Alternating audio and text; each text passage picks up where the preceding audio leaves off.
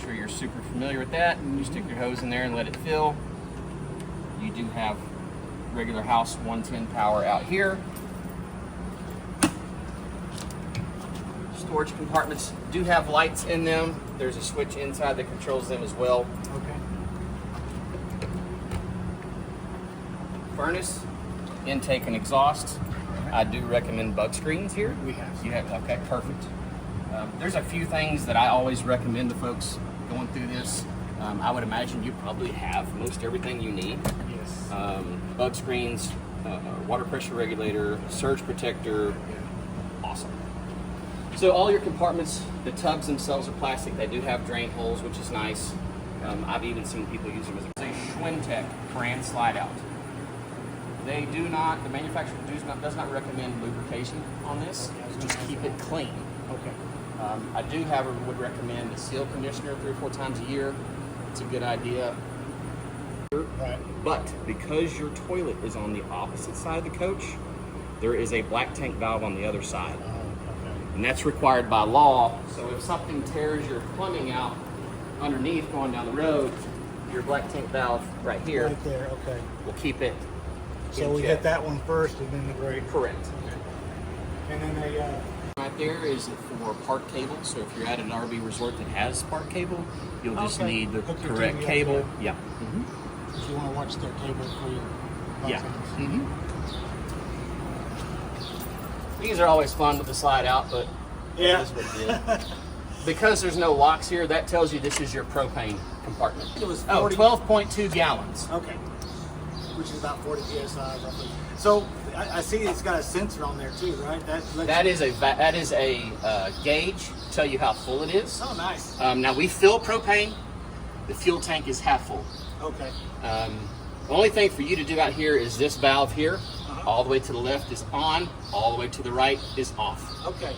It's a good idea to keep it closed while you're going down the road. Okay. Yeah. And the reason for no locks is if you are involved in some sort of accident, They can emergency get to services it. can Yeah. get to it. All right. They don't usually have a quarter tank of gas in them, so when I go get the unit, I put propane in it, I put fuel in it. While I'm at the gas pump, I start the generator. I run the generator. I turn anything on in the coach that would run on it. That's going to be, if it's a 12 volt or a 120 volt fridge, I turn the air conditioners on. I do everything like that. I park it. In this case, I put stabilizers down. I put the slide out. Everything is turned on lights before I ever plug in. So I run the generator and I make sure it takes the load and it does run. Now, generators, maintenance-wise, once a month, get out and start the generator, let it run for a good 20-30 minutes, let it get warm. Okay. Now, built into the coach is an automatic transfer switch. So it's going to switch between shore power or generator power depending on what you've got going on. Now, if you happen to plug in and turn the generator on at one time, the safety mechanism built up inside there is automatically flipped to the generator. It will run on generator power. The only time I could see something like that happening is, say you're out camping, it's hot, you got air conditioner on, and the park loses power. Oh, hey, turn my generator on, I've got air conditioning. It's always a good idea to turn the air conditioner off so that you're not starting that generator with a load on it. Okay. So make A sure lot of everything's times, off before yes, you plug in. if you start it with a load on it, sometimes it'll die. And it may do it 2 or 3 times. Eventually, it will start and run without dying, but it's because you've got that load on there. And if you let a generator sit for too long, the carburetors and these things get gummed up. That's the biggest issue we have. Okay. Is carburetors get gummed up, and there's no maintenance and there's no cleaning these carburetors. They got to be replaced. Okay. So run it once a month. Run it once a month to keep that. And if it's, especially if it's going to be like through the wintertime, you're not using it. Fuel stabilizer is not a bad idea. I've actually had customers go in and cut their fuel line and put a valve in it, and they'll turn that valve off and then just run it until it runs out of fuel. Oh, okay. I've seen people do that. Okay, that would be part of it. Yeah, just maintenance. Run it every now and then. Fuel pumps sometimes can end up becoming an issue because of old fuel. Usually it's the carburetor that goes first. Okay. City water connection is right here. Okay. This is just more storage here. All right. or a constant hot unit, you just have an on-off switch there. There is a fuse in here. It's the old style glass fuse if that ever becomes an issue. But really, you can control all of this inside.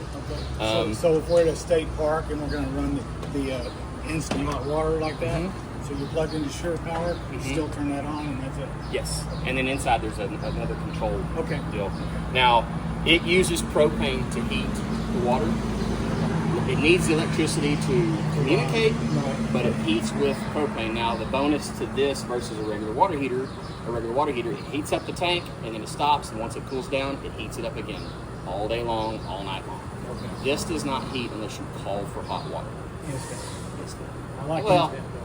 you said instant. It takes it, depending on where you're at in the coach, it may take as much as a minute to get hot water to that particular faucet. But yes, it Not does. No, it is not bad. Okay. Video. We'll get to that in a minute. Now, all of your controls for the coach, like your slide control, your water pump, all that is in the radio. Okay. And it's all touchscreen. Okay. Now, the lever for them is inboard, but it is a lot easier to turn them around from out here. Because over there, you're fighting with the B pillar and the steering wheel. And this side, you're fighting with the B pillar. So getting it to spin right now, it's going to hit right here. So you have to slide it forward. Gotcha. Then spin it around. Then you might be able to slide it Nice back. they spin around. I didn't know they did that. Yeah. A lot of them have things in the way, so they make them where they don't, but this one does have that Can you ability. show us how to? Absolutely. So I would initially bring this forward a little bit. This lever in here, you have to pull it backwards. And then see, it's already coming in contact here. So being able to move it forward and backward, it's a little awkward. And then once you get it all the way around, you can grab that lever and slide it back for a little more room. Over there, like I said, you have the steering wheel and the B pillar to. So a little bit of. It's a little bit of jockeying back and forth. Probably won't be doing too much of that thing. Yeah, and it's one of those things too. If you are going to do it, you typically do it when you first get there, and then you don't turn it back around until you leave. Leave it, yeah. You do have a solar panel up there. This is just a controller that tells you what it's doing. Nothing for you to do, and all it really does is keep this battery maintained. These are your stabilizers. So the rear two stabilizers in the back. It's just a press and hold until it gets down. They're not a leveling system. They're just stabilizers. So you'll hear it. Is it shut off? Yeah, you can hear it. When you hear it kind of get under a load, then you know, and you can feel it move too. This is your battery disconnect. When you store this, what are your plans? Is it going to be plugged in, or is it going to be not plugged in? No, we'll just turn it Is it on. going to be outside, or is it going to be undercover? Outside. Now, if you leave it on, it's going to allow your solar panel to keep this charged. Okay, so we can leave But it on. you can. But if you turn it off, it's going to keep anything from draining this battery. Okay. Now, if this battery does get drained, turn this on and start the coach. If you can't plug in, because that will charge here also. Okay. Good to know. So this little setup here, this button is for your AGS, which is your automatic generator start. So it's pre-programmed right now. If you turn the AGS on, once your batteries get down to a certain level, it will automatically kick on. Once it gets to where it's supposed to be for a certain amount of time, whatever the factory has designated, it will shut off. Okay. So it's best just to keep it there. Yeah. These all right now are telling you where you are, like your battery's fully charged. Freshwater tank has some in it, but it's not full. And then your black and gray tanks are currently empty. Okay. Or not full.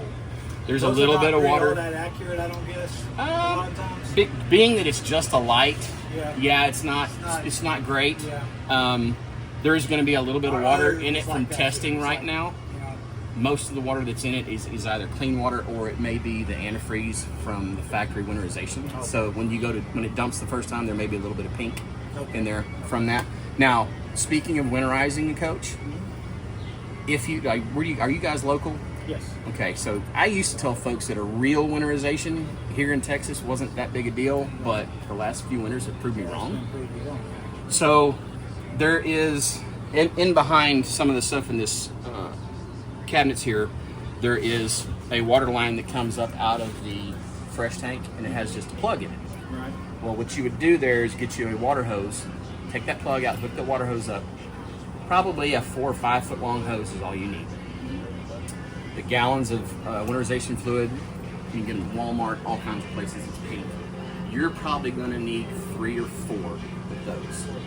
You would probably line them up right here, take the caps off, break the seals, stick that hose down in there, turn your water pump on. Run every single faucet, hot side, cold side. Run the light, whichever one you do last, do it long enough to put enough antifreeze in the P-track so that the P-track doesn't freeze. Do not bypass the water heater. Typically in a regular water heater, you would bypass it and you would drain it because it would just sit there and hold 6 to 10 gallons depending on what kind of water heater it was. You want that to go through this and be in the unit. Okay. So just run everything. Mm-hmm. Okay. Hot and cold, that's your this sink, the bathroom sink, the shower, the toilet. I did not see an outdoor shower, so you wouldn't have to worry about that. Okay, just let it run until you see pink coming out. Correct. Okay. And then when it comes times to de-winterize, hook up to water, run everything. It's going to be pink at first, then it's going to be foamy white, and then it's going to go clear. Now, it wouldn't surprise me because that winterization fluid is kind of oily. If you got it, it's got kind of a sweet taste to it. If you get a little bit of sweet taste in the beginning after you de-winterize, that's what that is. Okay. It's non-toxic. Right. Just make sure you use the pink stuff. No green? No green, no orange, none of those. Nothing to kill people? You know? Correct. Light switches, this is your awning in and awning out. You just press and hold until it's all the way out or all the way in. We'll just run it all the way in while we're here. That's your awning light switch.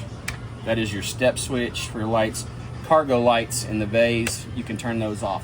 Now the lights in the bays also have 2 settings. They have an on or they have a motion sensor setting. It's 1 and 2. Oh. So even if you have this on, they're going to go off over time and they'll come back on when you open the door. Oh, that's nice. And then these are just different lights. Switches here, power plug here. This is GFCI protected. Yep. Flip up counter here. Yep. Safety items, your fire extinguishers always by the door. Smoke detector right there is 9-volt battery, just like your house. If it needs a battery, it's going to beep at you. Turn the propane off. The only other time maybe CO2 could happen is if somehow the generator's running and it found a way through the seals, but that's highly unlikely. Right. Those have a maximum lifespan of 5 years, and it's probably a year older than the coach already. They sit on the shelf in the factory, and by the time they get installed, they've been around for about a year. Now, when they go bad, they go off constantly. I have customers come in all the time, and it's laying in the floor, and the wires are cut. If you cut the wires at the same time, you're going to trip the fuse, so the fuse will be bad. But it's not. If you're mechanically inclined, such as yourself, 2 screws, 2 wires, it's not a big deal. Right. It's easy to do. No problem. Where you're standing, left like that, you've got all this headroom. You can get up and down while driving. This panel flips back over this way and fills this in. You do have to kind of negotiate the TV and make sure you don't get it. Sometimes these pads get in the way, but you would just simply turn that, push this straight down. It'll sit on these cleats here and here. Then put your cushions back down, put these in the middle, and you're good to go. You do have a 12-volt charger there. You can lay your phone on top of it, or underneath the gray plug there is a USB plug and a micro USB plug. These shades you just push and pull up and down. Okay. They can, over time, if these strings lose some tension, that'll fall all the way down. If that's an issue, then you need to find a way to tighten those strings up. Okay. Storage up here. Light switch here is for these lights. These lights have the switch right in them, just like the ones up here. Right. Kitchen, there's some storage. You've got some storage up here. These are pretty nice size. Pretty good storage for a Class C unit. You have a sink cup here that also allow you to drain or rinse. Good idea. Lighting anything out here. It's a striker like a gas grill. So on the burners, it's just turn it to flame, get the light, and then you can go from high to low. Now, the oven's a little bit different. You have to take it to the flame, hold it in, and start striking. Now, it can take a few minutes to get the oven to light. And really you kind of have to get down here to see. And what I do, and you might be able to see in the reflection of the bottom, on this side of the middle here, there's a blue spark. That's your igniter back there. Okay. And your burner is right down the middle. Oh, okay. Now, I'll tell you, if you plan on doing a lot of cooking in this, something that will help you not burn in the middle and undercook out here, in here, find you a pizza stone or like a ceramic towel and lay it on the shelf and leave it here. Okay. That's a tip from my mother to you. Nice. Makes the heat even. Yes. This makes a nice little night light. That actually has the light inside. And that also, if you turn them on, it changes even with the It turns to red. Okay. When you do turn these on. Okay. It's nice. I like that. So furnace ducts are down low because heat rises. They want it coming down. I have a question. This is microwave? Yes. The air fryer too? I don't believe so. I believe it's just a microwave. It's recognized that you've turned water on hot and it's got flow, and now that little flame has lit. You're going to watch the temperature start to climb. It's already at 95 from 77. It's up over 100 already. Wow, I think the maximum temperature you can set it as 124, and I think that's where it's at. I think 115 to 124 is normal. Still a little cold, but remember that water heater's way over there. Now it's starting to get warm. Temperature's still climbing. It's at 117, 119. You can feel that. It's already getting there, and it gets pretty hot. That's good. I like Yeah. There's your ringing because the stabilizers are down. Okay. Just give it a minute to kind of cycle.